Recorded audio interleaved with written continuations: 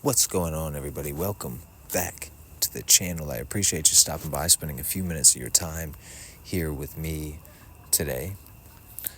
Tonight, I wanted to go over with you this trade I took on Friday on the US 30, okay?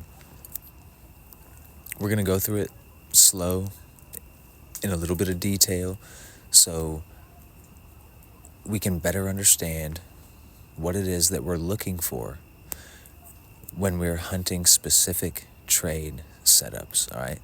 Now, I've got to tell you, I've spent quite a bit of time in various trading communities online, like on Reddit and stuff like that, okay? And I see constantly posts about strategies, about setups, right?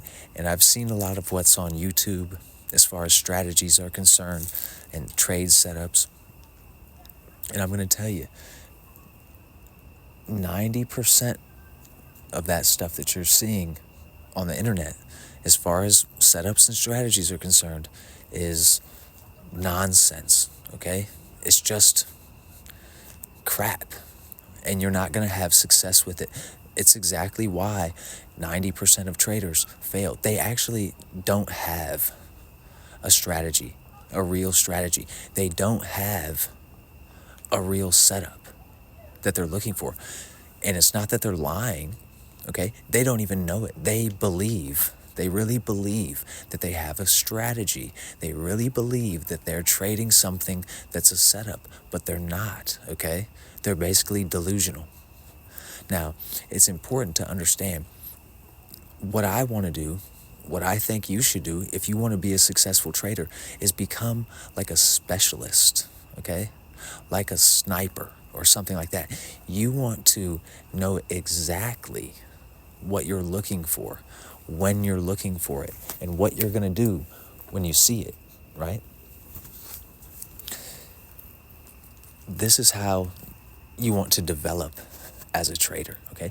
Because if the goal is to make consistent money, you're trying to build a business around your trading. You need a real setup, bro. You can't deal with that fake shit that all of these retail traders are on online, okay? You need a real setup, something that repeats consistently enough to make money, to be able to pay yourself, to be able to live off of, to be able to say yes when the people you care about say that they need your help. You know what I'm saying? You need something consistent to be able to do that, right? You need a real setup. Real setups are these things that I'm showing you that I learned from Stacey Burke. Real setups move with intention, with a purpose. They trade from one extreme of the range to the other side of the range, okay? So from the high of the day to the low of the day, from the low of the day to the high of the day, or from the high of the week to the low of the week, low of the week to the high of the week. And this is happening on purpose. These moves, as Stacey says, are timed and measured, okay? Stacey's always repeating this mantra. Timing levels behavior of price. Timing levels behavior of price. This is how you become a specialist, by studying and getting to know these things: timings, levels, and behavior of price, okay? So this trade here is really a simple pullback and continuation trade of a higher time frame directional bias, okay? We've been trading bearish on the week. So this trade on Friday is a continuation trade when you are zoomed out and you're looking at all of this.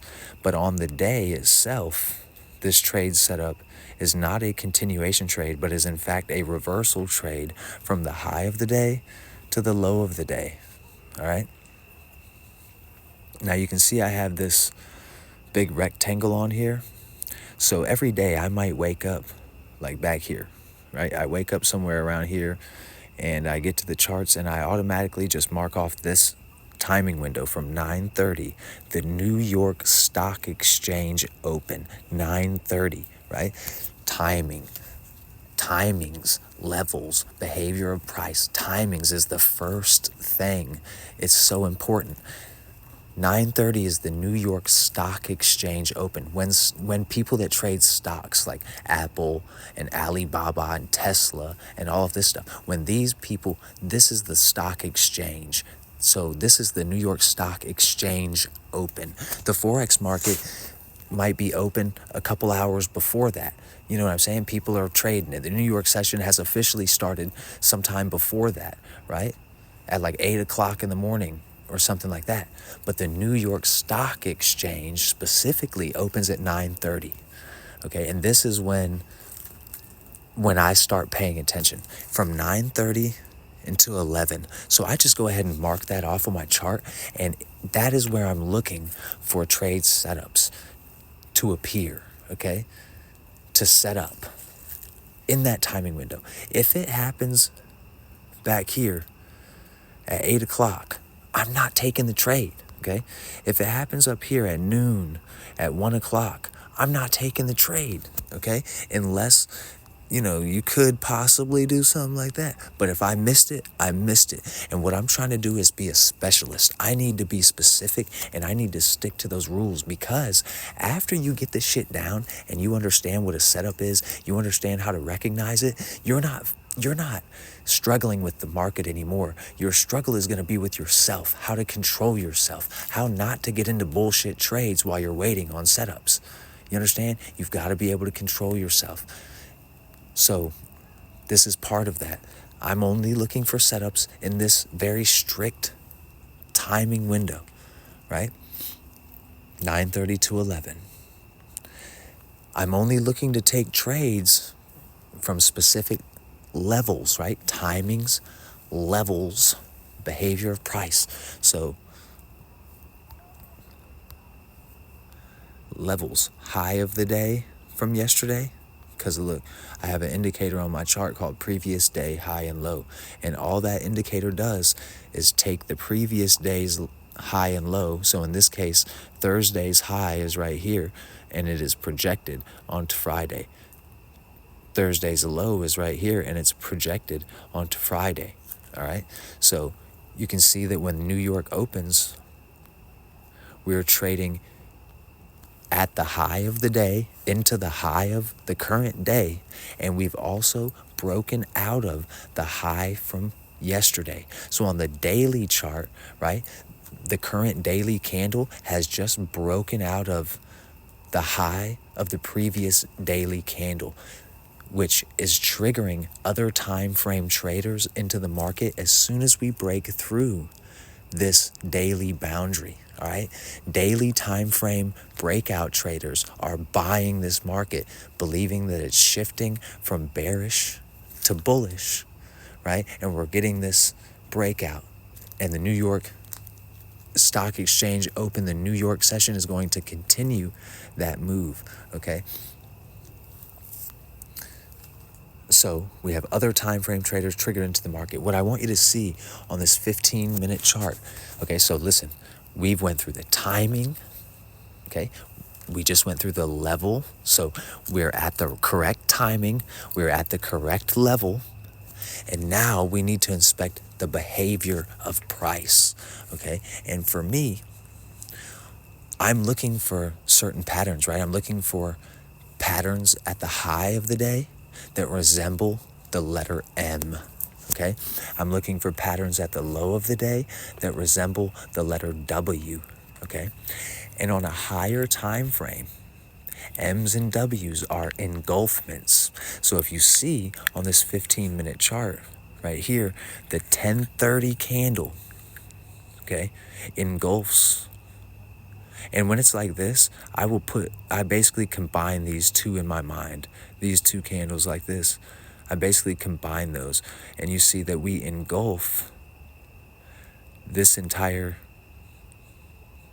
green candle right here, right? That's an engulfment.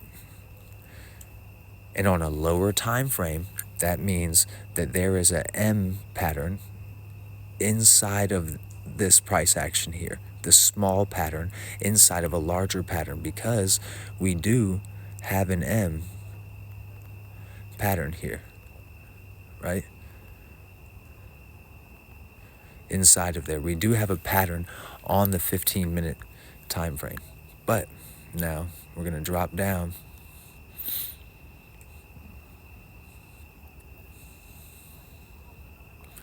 to the 1 minute, which is where I'm trading. Remember, even though I'm trading on the 1 minute time frame, I'm not trying to trade 1 minute setups. I'm trying to trade a trade that is being driven by other time frame traders, which are triggered into the market at this specific level. Okay, so remember, we went through the timings, we went through the levels. Now we're looking at the behavior of price closely on the 1 minute chart. And you can see here, right, we have this impulsive move up, small pullback, the next impulsive move up. We have this M pattern, which is an engulfment. It engulfs that.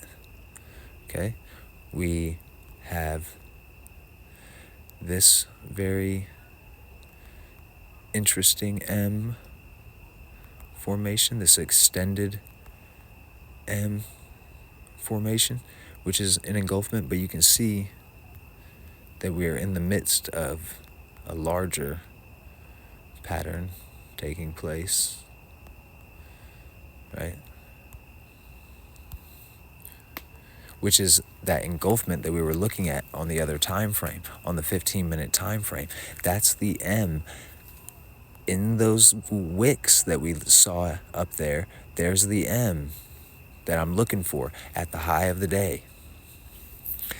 The reason why I'm looking for that is because that engulfment is what traps the other time frame buyers in the market. Anyone who is buying here is trapped in the market because, right, if they're buying, their entry is in there somewhere, okay? Right? Their entries are in here, their entries are here. So when price falls and engulfs their entry, right, engulfs their entries, all of them, they're all immediately seeing red, okay? The market's moving against them. They're immediately feeling maximum pain, okay? There's not going to be any mercy shown to the sucker. You understand what I'm saying? So that engulfment is very important. That behavior of price is important because it shows traders literally that have been trapped in the market, that have bought the top of the market, who have been buying high, which is the exact opposite of what we're trying to do. You can see that smart money set this up on the day as a sell high opportunity. Okay, and smart money needs that sucker on the other side of the trade. And these trapped longs are those suckers on the other side, okay? And their accounts are being eaten into immediately and very quickly. Now remember, if these are other time frame traders that have been triggered into the market, they're trading on that daily candle. They're trading daily candles, right? So if they believe that the market is shifting, right? We have these sort of relatively equal lows, and then we have this pullback. London puts in a low before kind of blasting off higher and then eventually breaking out of Thursday's high, and then they buy, right? They're buying into the high. Why? Because they think it's going to continue that momentum and keep on going up, right? So if they bought right here, where are they going to put their stop loss at? If they're trading on a daily time frame, where is their stop loss order going to be, right? It's going to be somewhere at or below the low of that previous daily candle. Okay? Why? Because that's the last structural low for them to put their stop loss by. It just makes sense. They're trading daily candles, okay?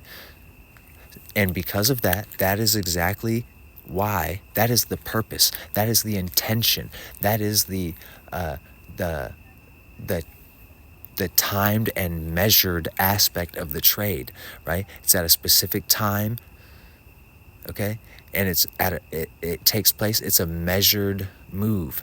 It's going to a specific area for a specific purpose, okay? To eat this money. Remember, the market is always creating and consuming money or liquidity, right? And those stop losses that are potentially down here from the other time frame traders being triggered into the market here, this is liquidity, all right? You understand? And so with all of this that we've just gone through here, including the M's, right? The M into the high of the day, we have successfully went through the three most important aspects of identifying the trade. We went through the timing, the levels, and the behavior of price. That's what we're looking at. Timings, levels, and behavior of price, right? So I hope that that makes sense for you guys there. It's very important to pay attention to those three things: timings, levels, behavior of price.